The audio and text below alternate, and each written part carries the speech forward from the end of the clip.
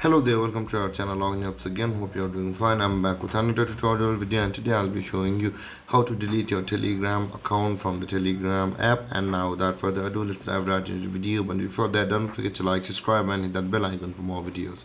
You should know that you will not be able to delete your Telegram account from the app itself, but instead you'll be required to go to another page from your preferred browser. As for this purpose, I'll be opening my Google Chrome, and in the search bar click over there and type in my.telegram.org like this and hit enter, and you can see this page is loaded.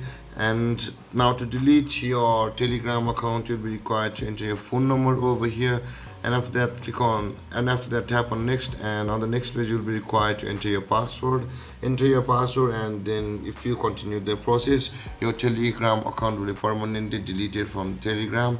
And there guys, this is how you delete your Telegram account. And if you have any confusions or questions regarding the topic, don't hesitate to comment in the comment section below, and don't forget to like, subscribe and hit that bell icon for more videos. Thank you for watching guys. Peace.